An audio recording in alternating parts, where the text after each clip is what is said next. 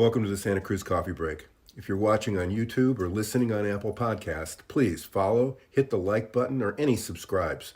It really helps us with the algorithms. Santa Cruz Coffee Break is produced by the Santa Cruz Guitar Players Forum. All opinions are those of the speakers. We invite you to join us on the Santa Cruz Guitar Players Forum at SCGCPF for more fun. Now, let's get on with this installment of Santa Cruz Coffee Break. Well, hello. We'd like to welcome Catfish Keith to the Santa Cruz Guitar Players podcast number 57. Can you believe we've gone that far? And All right. Catfish has got a lot to talk about, tell us about it. He's got a spectacular new album. He was on a 3-month tour of the UK, 2-month tour of the UK. It was months we were over there. Yep. It was a long time, and It was a big tour. Then down in Mexico for another month or something like that, and then to the Blues Awards. So he's a traveling man. Welcome in, Catfish. Thank you. Yeah, it's been a good run here, and really tickled to be back with you guys. Yeah. Well, and I want to congratulate you. I follow you on Facebook, which I recommend a lot of people do because you post great pictures from wherever you go. You just recently had a 35th wedding anniversary. Congratulations. Yeah. Oh, thank you. That's an achievement for anybody, much less a guy who tours and works as hard as you do. Well, we've always toured and traveled together and had the same vision for the music. So we've loved doing that. Oh, that's fantastic. Since he started, really, because Fishtail Records started. That was Penny and myself, and we've had that going for, well, since 1990 we started the label. So it's been a good run. Like this album, that it's called Still I Long to Roam, and it's my 21st album, and this one was recorded all solo and recorded at Flat Black Studios, which is near Iowa City here. And I love the sound that our guy can get for me. I've done about 6 or 7 projects with Luke Tweedy, and so we're real tickled with the sound, and it's real comfortable to record there. I just take in a whole bunch of guitars, a few more than you probably see here, and I just hunker down and make a record. And that last one was a joy. It has a lot of songs that I've always wanted to record, from people like Cecil Gant and Jimmy Rogers and Sister Rosetta Tharpe, Blind Willie Johnson, John Hurt, Little Hat Jones, all kinds of cool cats. Any Little Hat Jones records hanging around? Little Hat Jones was a great, I don't have any of his old 78s, but he was a really talented guitar player. It sounded like he was using every single finger he had and then some when he made his recordings back in the 20s and 30s. And he also accompanied a guy called Texas Alexander, who was a phenomenal blues singer that also recorded with Lonnie Johnson and the Mississippi Sheiks. And so it all goes back to my favorite cats that were, playing probably about 100 years ago. And it's still my favorite music. Well, the album has a great vibe to it. It's got thank you. There's something about the tone of it and everything else that makes me think of, like, if Alan Lomax had a digital recorder in a studio. Well, it's wonderful. There's I think Luke gets a lot of microphones going in that room. There's a couple on the guitars and a big vocal mic, and the foot is mic'd, but everything has pickups in them too. And then there's a mic across the room somewhere, so he gets that kind of natural reverb of the whole room when he records. And then all the guitars, you can kind of hear them reverberate if I just talk. You can hear a chord. So I think there was a sympathetic vibration to for that album and, you know, all the ones I did before. So I love the process. Yeah, I think that's magical when that happens. I have a guitar that chimes in. You know, I have a guitar and a mandolin that chimes in if I'm a little loud on electric or something like that. Well, if you even sneeze in here, it'll go woo. You can kind of hear it. You can hear it going. And probably in the National behind me. Hey, woo. Yeah, it, it rings out for sure. Well, I wanted to ask a couple of questions. You know, one of the things that we never talked about on the last time we talked to you is watching you play, especially with that beautiful little Catfish Special Santa Cruz guitar. And add to that, you're traveling around the world to all these environments, which can be really hard on an acoustic guitar.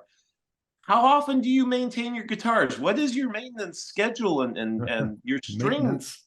Yeah, I mean, Well, whenever we get close to Santa Cruz and we can visit, I'll take the guitar in and they'll refurbish it. They've redressed the frets and you know, given it a clean bill of health and replaced saddles and nuts for me because they kind of wear down while I play, and even made Darren there made a replacement one. So when I wear out the you know, the bone saddle, I'll have a custom made replacement to pop in there. So, and then I always change strings before every concert, and it just works better for me that way because really after the first set, the strings are toast.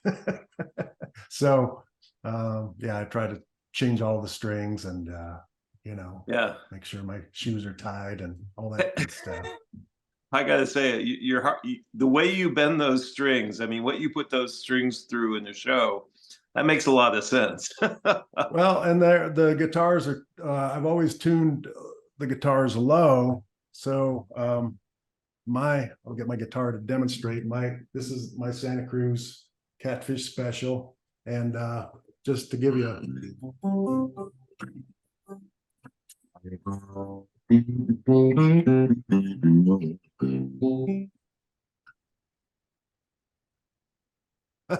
so anyway, there's a depth in there, and when I tune the guitar a whole step low, which is what I've done, and then do low tunings further down, the strings are kind of rubbery, but it really lends well to the sort of style I developed to bend the strings, and because it would be really, really hard to do on a guitar tuned up to pitch, and just that sound of the guitar nearly falling apart is the sound, it turns out, that I really love. And but you got to have your strings ready for sure.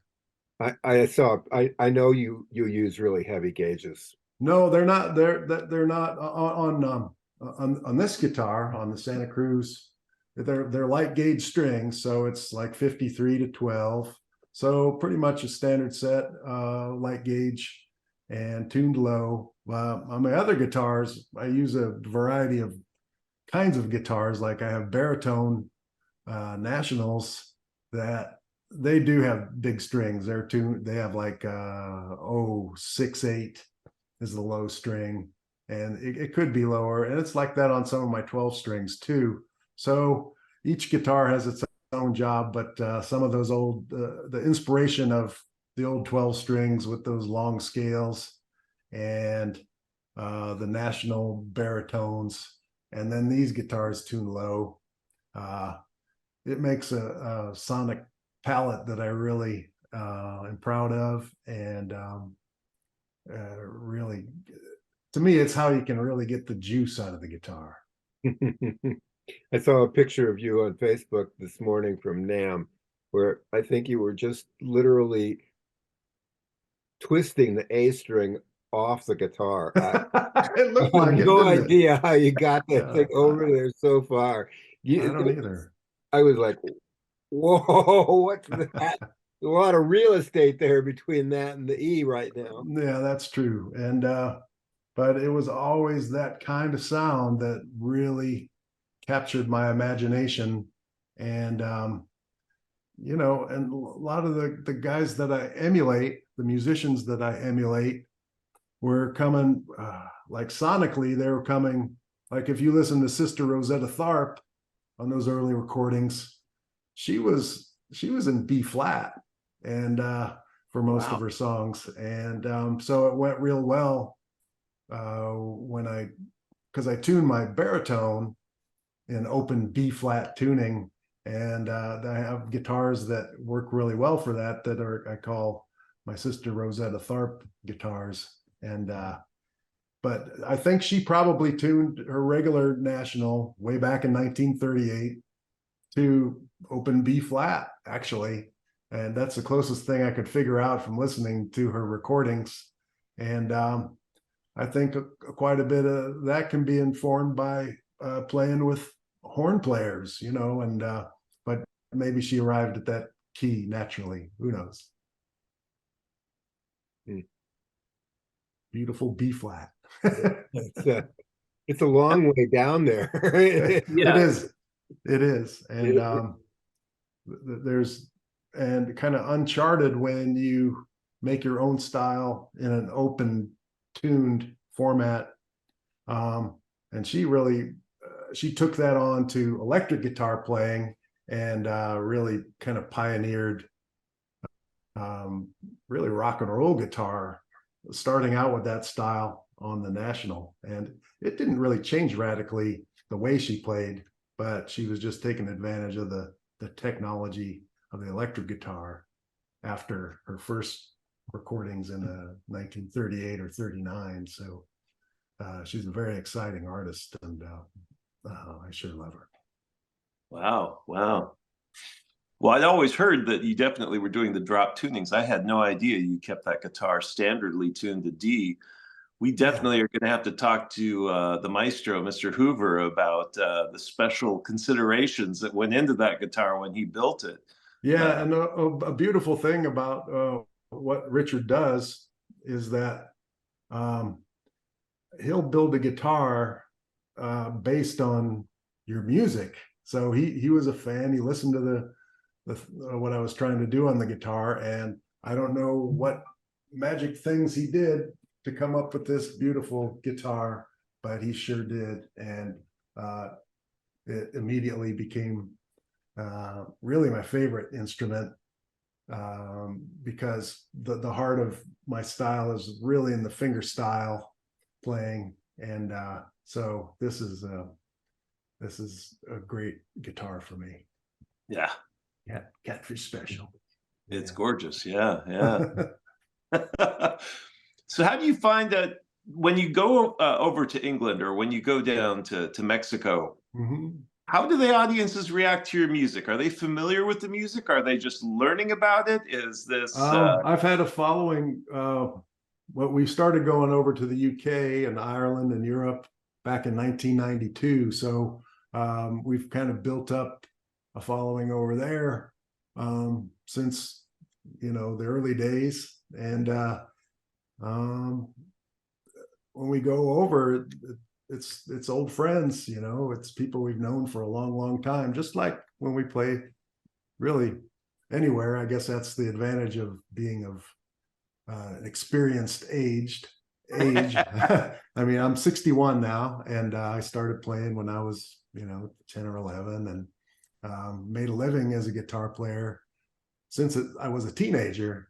And so that journey, whether it's here or in Europe or in Mexico, it's really just almost, you get to know each person and you see them again. And so you're renewing friendships and getting to see old buddies. And it's a very gratifying part of what we're able to do with the music, just keep reconnecting with people. And that includes relatives too. There's some relatives I met, distant ones that I didn't know them, but they came to a concert, say in Utah or California or who knows where. But it's a great place to have a family reunion too at a gig. That's And great.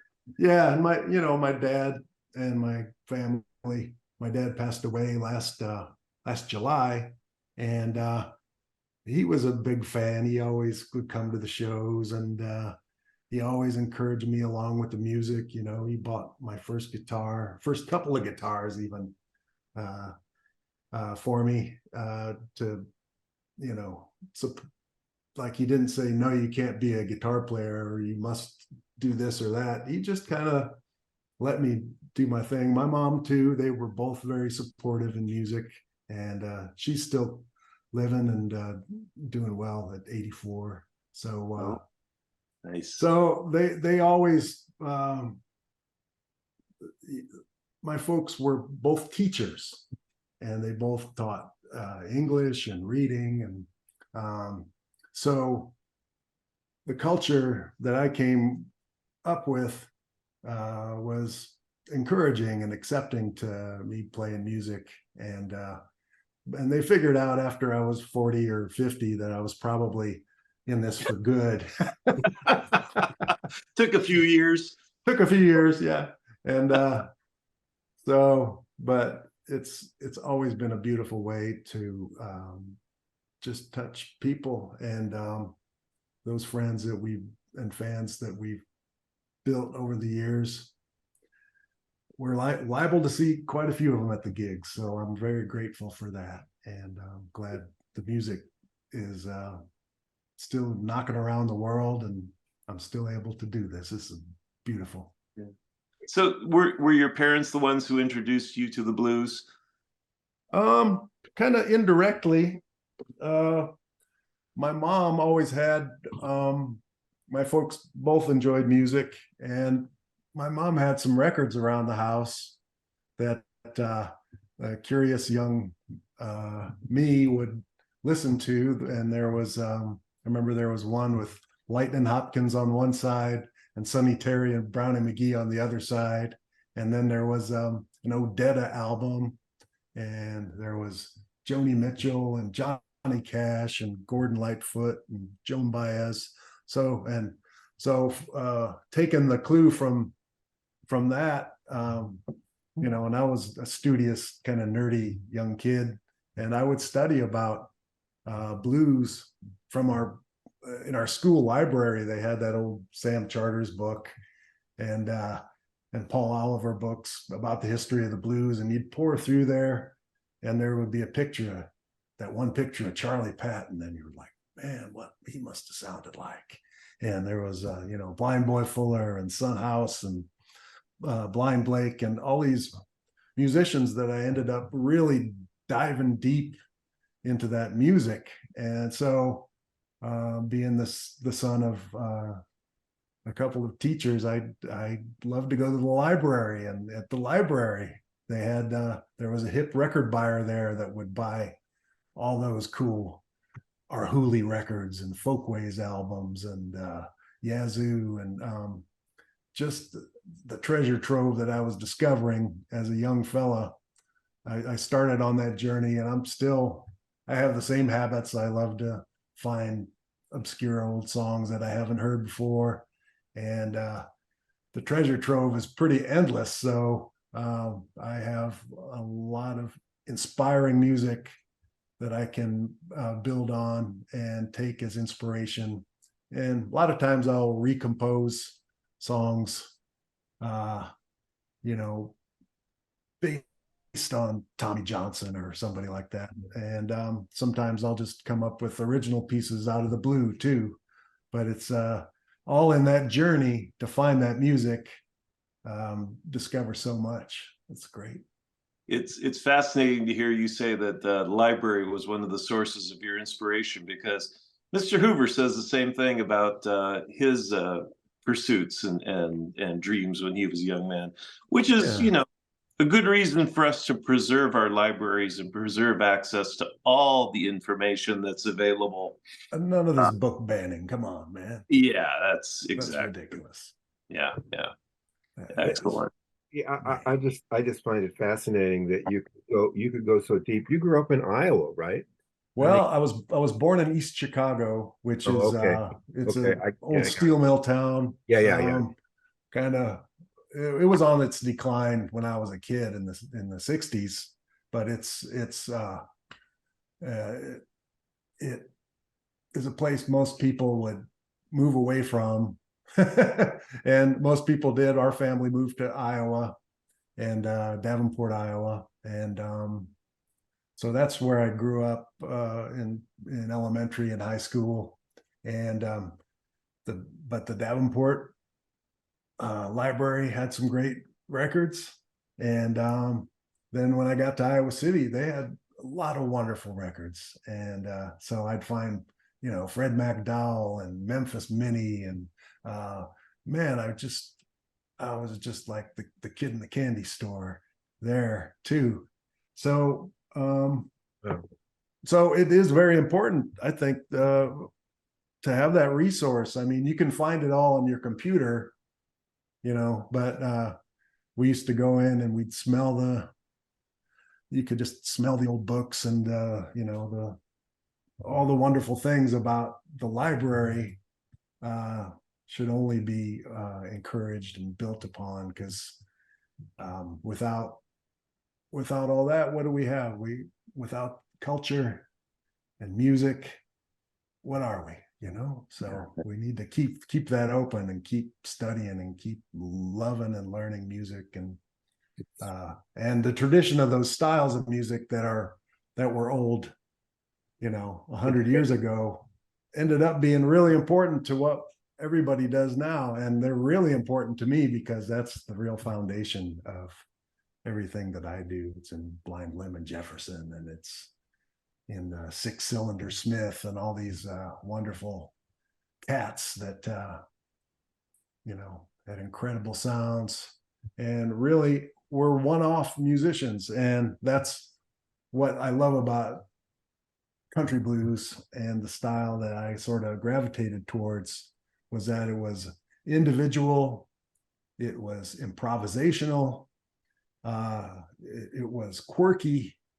The rhythms and bar structures could breathe in and out, and very exciting to me. And a lot of the blues that is really exciting and hypnotic to me is what comes out of the North Mississippi Hill Country, which is the music of Jesse May Hemphill and Fred McDowell and Junior Kimbrough and Othar Turner. So that a lot of that music is really modal music. It's based in one chord, and it really puts you in a trance kind of, and makes people want to dance all night long, and all those things you hear about in those R.L. Burnside songs. It's wonderful. And that music is so well connected to the African playing of like Ali Farka Touré, and even Scottish bagpipe music and Irish fiddle music. There's kind of these world connections in this music that to me is very exciting, and it's very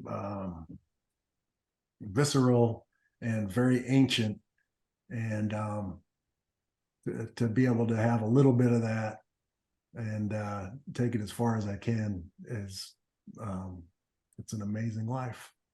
I think it's incredible that you were so lucky to have walked into the librarians that knew that had an interest too. I grew up west of Chicago, and there was our library. There was no records at all, Yeah.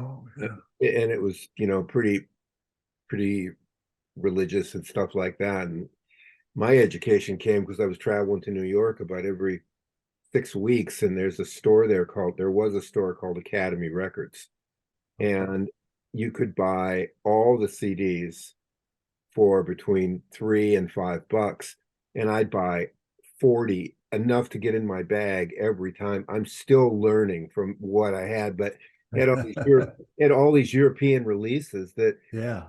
we never see. Junior Kimbrough, That music is transformative to me. I mean, I can put that on in a car and be 150 miles from where it started and just go, wow, I remember that. It is trance-like. Yeah, and when I come, you know, sometimes I'll go, you'll be traveling or just not into, you know, listening to music, but you put on a beautiful cut and it's wow. Now I remember why I'm doing all this crazy traveling and you know, it's the music is so deep and I just go right past all the old scratches and you know, people like King Solomon Hill made such a, you know, they only made a handful of recordings, but it was such stunning sound. And I'm still like the kid standing there with his jaw dropping on down to the ground and just still so in love with this music and excited to work up a few more songs and make another record. So it's a great process that I love to do. Well, I'm still interested in what you're thinking about how the blues are reaching out to younger people these days, and the kind of younger musicians you see coming up, learning these styles and playing them. I got to honestly say, I was disheartened with what I felt was a prevalence of EDM and computer-based Yeah. music, and you're so far the opposite direction. I just, you know, you have more experience and feedback on this. How are you finding young people responding and reacting and emotionally, you know, interacting with this stuff?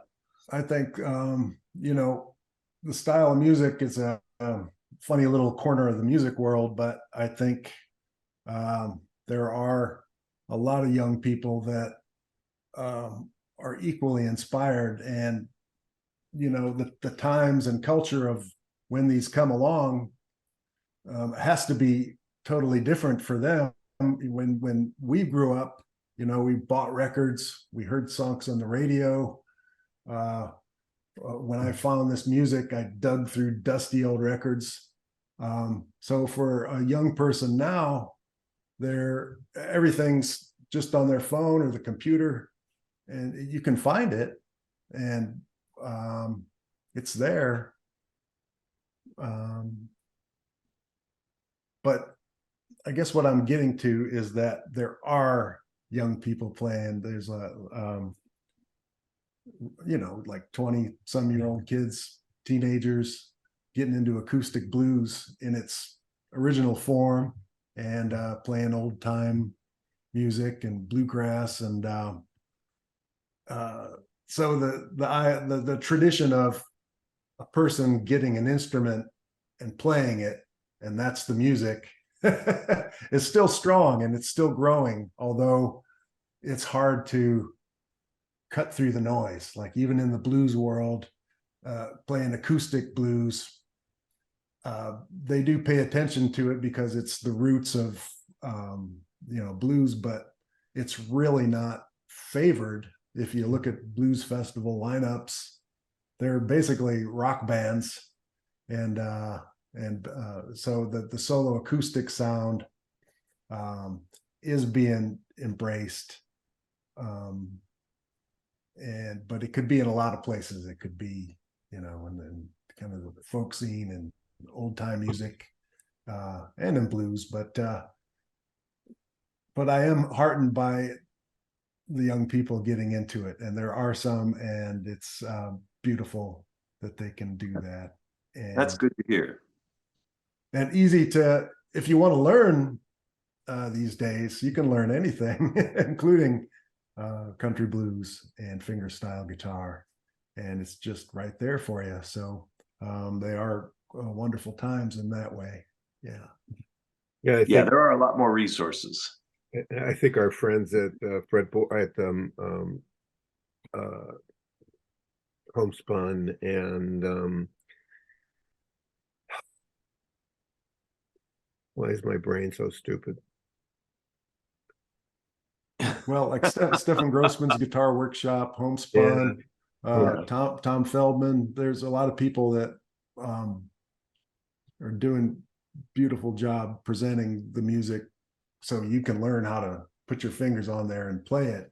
And the process of the young guy back in the 70s was find the obscure recordings, listen through the scratch of time, and just listen until you got it deep inside you, and then I would make my own version of these songs. And but just that young fire of building repertoire and learning new stuff, that never went away for me. And I love the music, and I love that part almost more than anything. Just being stuck, having your head in there in the music, and being so enthralled by just that ancient sound that sounds so good, and the most human, beautiful expression, and the most individual human, beautiful expression. 2 questions. Who's the photograph behind you? Oh, let's see. Oh, the painting here is this is Little Richard. Yeah, it looked like it. I was just trying to lean over there and see what it was. Yeah, it was done by our friend David Oxtoby, who's a very famous and wonderful artist based in London. And his subject matter is rock and roll and blues. And we got to know him way back in the early 90s when we first started going to England. And he really has incredible, you can see a little bit of that, but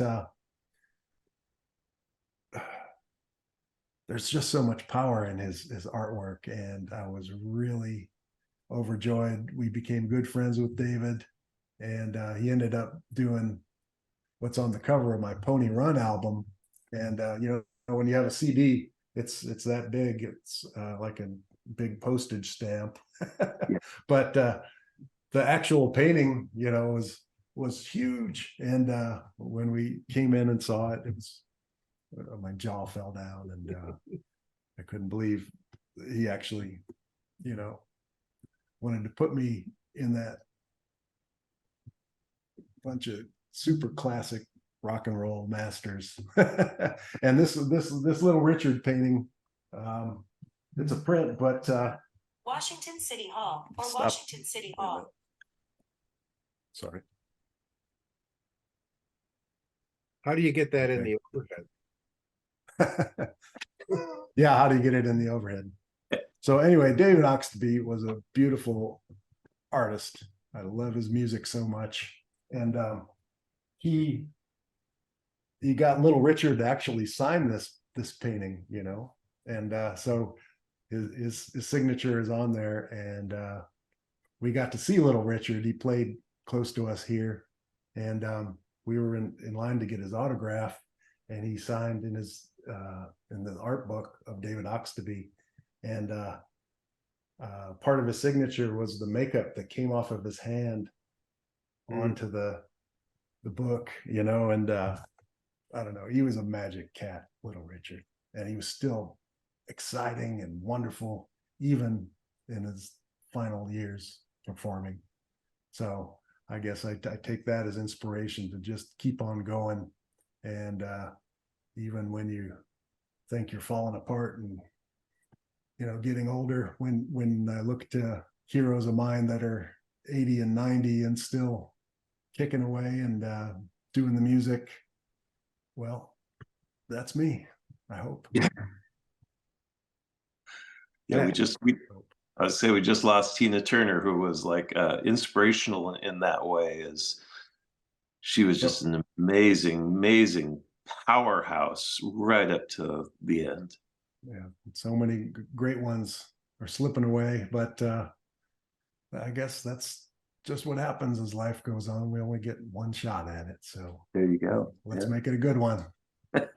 Yeah, I think I remember pictures of Lightning Hopkins's hands, that are just, or John Lee Hooker's hands that were just like, how does he play? Yeah. How does he do that with that? How does he do that? And he does it. I guess I don't need an answer for that. Yeah. And you saw the famous picture of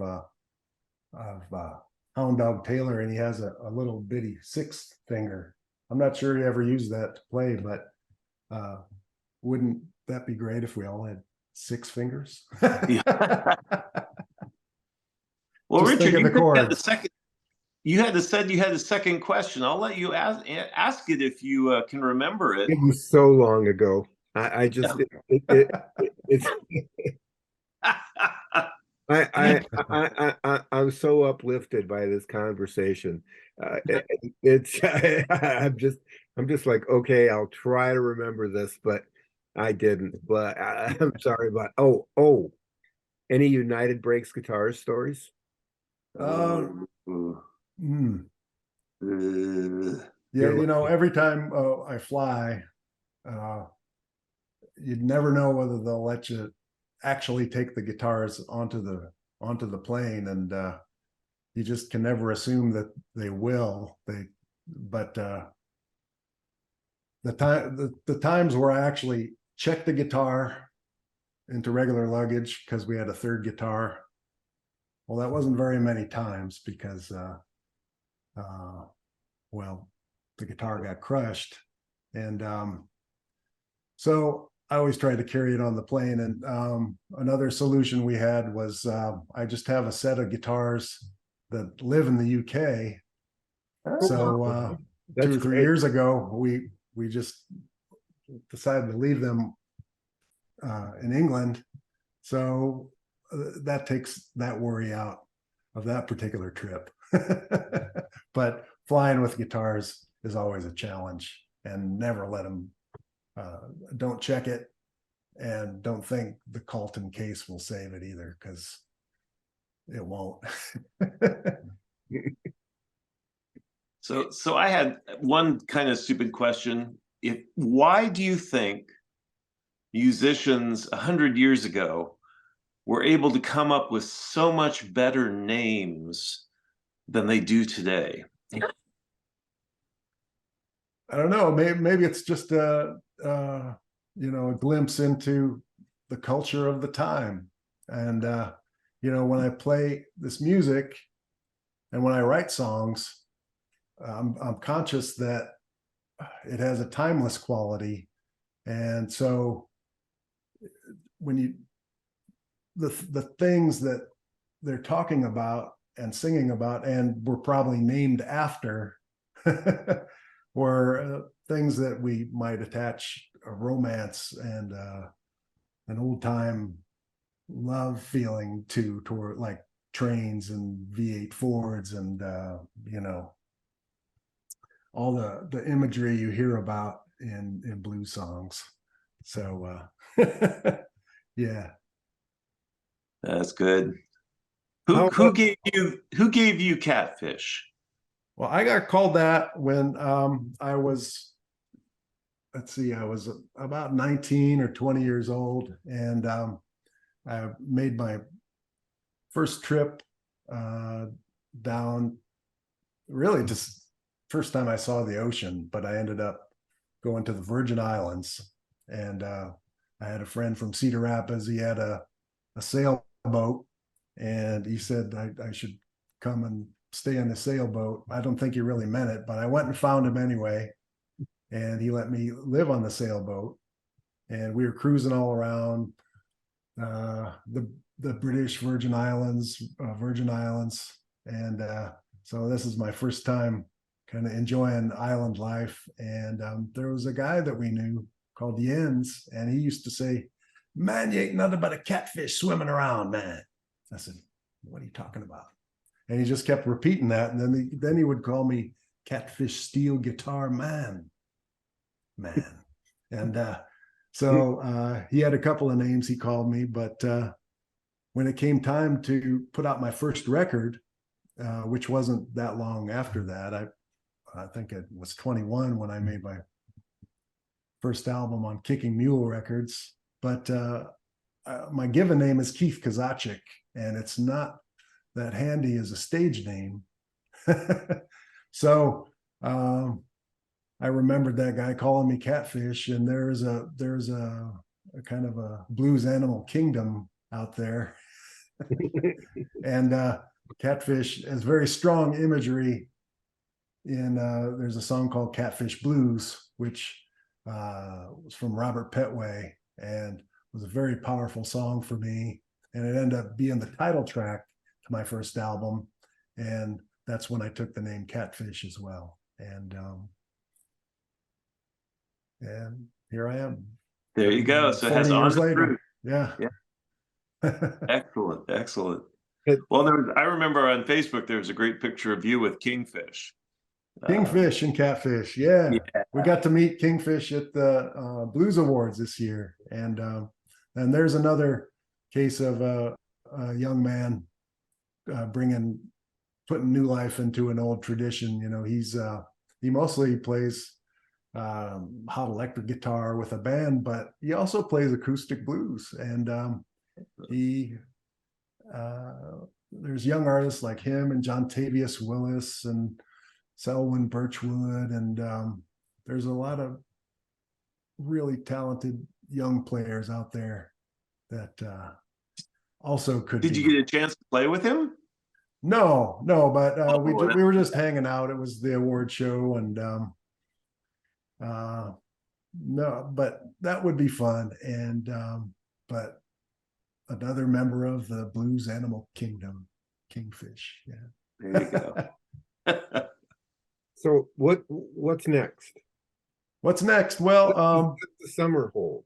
for the summer, I want to I would like to build a new album, and so I got my list of 100 songs I want to record, and I'm working on pieces. So if that all goes well, I'll probably record in late July, August, and then put the record out if it sounds good. And the touring coming up will include going back to the UK and Ireland in October and November. That'll be our 52nd tour over there. Wow. And just bopping around the country, playing some gigs in the Midwest and either coast, and just keeping it going, man. And I guess the most important thing for me is always just keeping my head in and keeping creating more music and making new albums and keep building that legacy of being an old guy with a guitar. You're doing that very well. I firmly remember the second question. Is there a notebook? Because your knowledge is deep. Is there a notebook that you're carrying around or anything like that's got everything in it? I do take I have a lot of sloppy and hard to read books filled with stuff, but I guess I just keep digging with the music and studying, and it's been a lifelong pursuit, and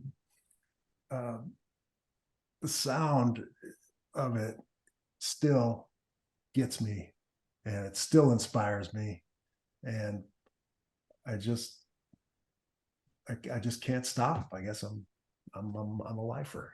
I keep doing it. There you go. Well, I do want to emphasize what I said at the beginning. Is it's worth linking up or whatever with Catfish on Facebook, because he does post some great pictures, and Penny as well. Penny. You get to follow along the shows and where you are and everything else. Are there other social media outlets that we can recommend people? Facebook is the best one. It's the Okay. most interactive. And, my website, catfishkeith.com, it's got a lot in there too. And, but for the day-to-day gigs and flowers and sunsets and meals and a lot of guitars, A lot of guitars. meeting my favorite buddies and celebrities, and it's been a beautiful life. And I just want to keep doing it, man. Just want to keep doing it. There you go. And I've also discovered that you are on Apple Music, so that it makes it really easy for people to listen Sure. through a lot of CDs without having to carry a lot of plastic around with you. That's right. I mean, I always encourage people to buy, when you buy CDs from the artist, that means they can maybe make a little something. The streaming platforms aren't geared to, for a musician really to make anything on it, but it is a handy way for the world to easily find it. So the being able to make the connection in this big world with all the stuff rattling around in it, it's just beautiful to have that direct connection. And I'm very grateful that we can do that. There you go.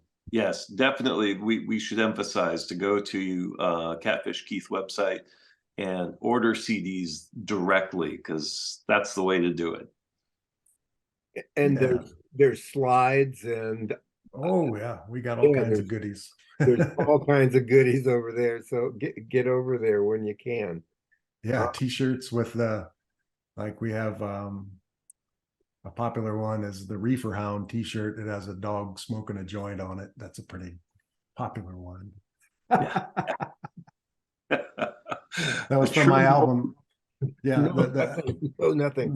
the compilation that was from a compilation I made just a handful of years ago called Reefer Hound Viper Songs Revisited, and it was a collection of old songs in the blues and jazz tradition that were party songs, like Light Up and Knocking Myself Out and Reefer Man and Why Don't You Do Right? There's Lotus Blossom, a lot of cool songs that go with that. But yeah. A good one for people to buy and donate to their local library. Right. Yeah. Yeah, it's time for that, it is. Right. Thank you so much. Richard, Really, Ted, thank you so much. It's meant a lot, and this is a beautiful forum, and the love you guys put into it, and the love people have for the Santa Cruz guitars too has been wonderful. And I still feel it was a beautiful thing when Richard wanted to do my signature guitar, and just and hanging out with Richard is such a trip. It's wonderful. It's a world. It's fantastic. So I'm really lucky to get to know this guy and be part of Santa Cruz. Love it. We will send him your best for sure. Oh man. And please let us know when you're going to be out here getting your guitar tuned up. We'd love to catch you live again. Or some shows. Keep us in the loop. We'll try to stay in the loop too. But yeah, we will. And I'd love to come back and play in your neighborhood, Richard, and yours, Tad. We just always enjoyed the shows, and ready for another run. Yeah. Excellent. You go have, and I can't even, there's no reason to even say this, have a great afternoon, because I know you will. But thanks, my brother. Best to Penny and all that, and you just keep making this music, okay? Thank you, Richard. Thank you, Ted. All right. Thank you, Catfish. Thank you for taking the time to talk to us. All right, Yeah. my brothers. We'll see you soon. Wang All right. on. Be All well. right. We hope you enjoyed this installment of the Santa Cruz Coffee Break. For more music-related fun, please join the Santa Cruz Guitar Players Forum at SCGCPF or santacruzguitarplayers.com. If you have any questions or possible podcast topics, please contact us. If you have a product or service that you feel would be of value to our listeners, please consider adding your support and keeping the coffee pot on. Contact us for more information. We ask that you hit the like, follow, bell, or bookmark buttons so we can keep you informed of upcoming podcast episodes. We hope you enjoyed Santa Cruz Coffee Break. Now it's time to go play your guitar.